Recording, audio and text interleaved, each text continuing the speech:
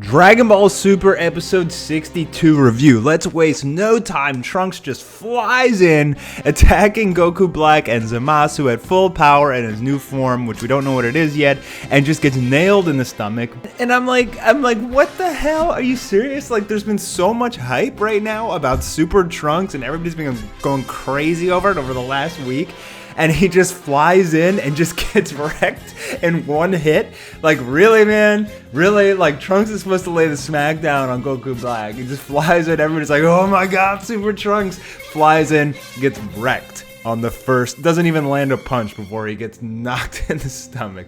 Alright, man. I thought that was kind of ridiculous, but let's continue. He is pissed off, and he is taking out his rage on Goku Black. At this point, Goku Black can't even believe at how strong Trunks has become. He's saying, Nandato! And you got Zamasu teaming up with Black. Now, the problem is, it's two minds against one. You know, they're in perfect synchronization because they know exactly what the other one's going to do at all times because they have the same brain, right? So they use a combination fireball against Trunks, and Trunks uses the Masenko, and he tries to deflect their mega death bomb that they were been using to just wreck everybody. And he actually is able to catch it and deflect it. Goku Black can't even freaking believe it.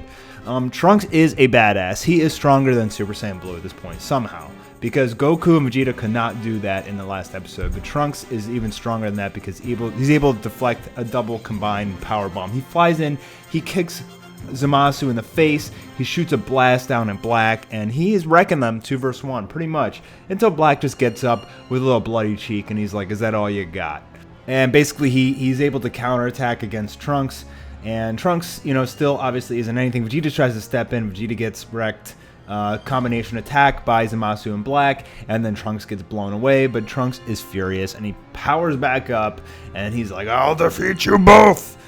So he flies in 2 vs 1, and he does another Masenko. So, I mean, he has Final Flash. I'm just kind of curious as to why he's using the Masenko over and over again here. So he shoots it at him. It blows them into a building. You see all these light rays coming out of the building and everything.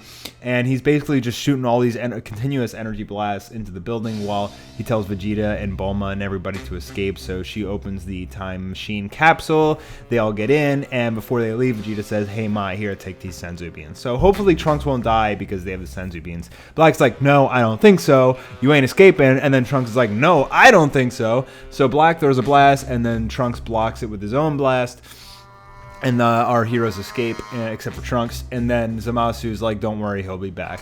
And Super Trunks is like, I'm ready, let's do this, 1v2. So everybody comes back to the past. Beerus and Whis are smiling, they don't know what the heck is going on. And Bulma's like, your stupid theory hasn't worked. Beerus doesn't care, he's like, it's not really my problem. I took care of the Zamasu from this timeline, so other timelines really aren't my problem. So there was a lot of talking after this episode, just some BS like with Chi-Chi, just really nothing to add to the story until we get to the end of the episode where basically Goku learns about the Mafuba from Piccolo, and he goes to Master Roshi's house, and Master Roshi tells him, hey, you know, this is really dangerous. Goku's like, I don't care, it could be the only way we can win. So Master Roshi teaches it to him, and you don't see any of him training, like learning it, but you do get him to see him training. So Master Roshi volunteers his turtle Kami, and Goku starts using the Mafuba on him, and he is sending the turtle around all over the place. He keeps missing the pot of rice or whatever the heck this thing is until he finally lands it in there. And I thought it was hilarious because it was shaking like a Pokeball does, like after you throw a Pokeball and it catches a Pokemon and it shakes like as it's trying to capture it. That was exactly what this was like. I don't know if they were like having some play on Pokemon there, but it was kind of hilarious to me because it was like Goku learned like the Pokeball technique, and that is what he used to catch the turtle. And that was the end of the episode, except that it shows Beerus and Whis going to talk to Gowasu, and Beerus is basically saying that, you know, I can't interfere with other timelines, like it is strictly prohibited. But the fact that Beerus and Whis are there talking to Gowasu where there is a time ring, I still am set on the fact that Beerus is going to go to the future and have a play in this. Like, I really think that Beerus is going to fight Black and Zamasu. I really do. Like, I think in the next coming episodes, we're going to see the Supreme God.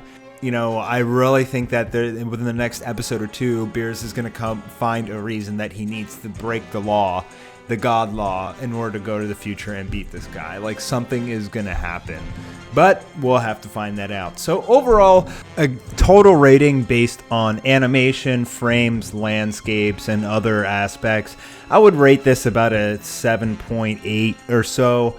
It wasn't the most exciting episode, not too much happened, and the animation quality I don't think was as good as some of the previous episodes we've seen from the whole Black Goku saga, especially them fighting in the future. Like, episode 57 was by far the best episode of Dragon Ball Super yet. But I think that they're saving the resources because the next few coming episodes are going to be like so freaking insane. It's going to blow your mind. So I think what they do is they try and juggle the resources. Like, hey, do we want to invest a lot of time and money in this episode? Or do we want to make like some of the most badass episodes that are going to stay in the minds of our viewers, like in the future for, like, example, the Supreme God, or if maybe Goku gets a new form or there's a Gogeta or something. So they're probably already working on that stuff, like the next like 3 to 7 episodes. They're probably like putting in a ton of work on that. So like, they're like, this episode, you know, not too much important stuff happens. It's not like the major fight, which kind of sucks because, like, honestly, like, I wanted to see Super Trunks do a lot more. Now, in that preview for next episode, we get to see him fighting some more. So I'm about to do another video on that, on the episode 63 preview. But I don't think that they wanted to go like super hard on this episode because they're saving the resources for the future. So about a C+, maybe a B- for this episode in review.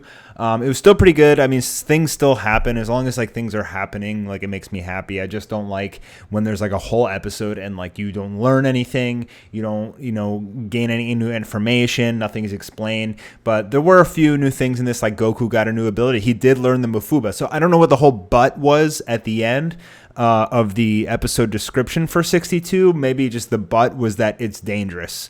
So Goku does know it. So, you know, there is a very big possibility that Goku is going to use the Mafuba to seal Zamasu or merge God Zamasu in the future. Maybe he tries to seal Zamasu, and that's why they merge. In order to counter it. So I don't know yet. Really excited for the next few episodes, and I'm about to do that episode 63 review, so make sure you guys are subscribed. Thank you so much for visiting Mastar Media. I will check you guys soon.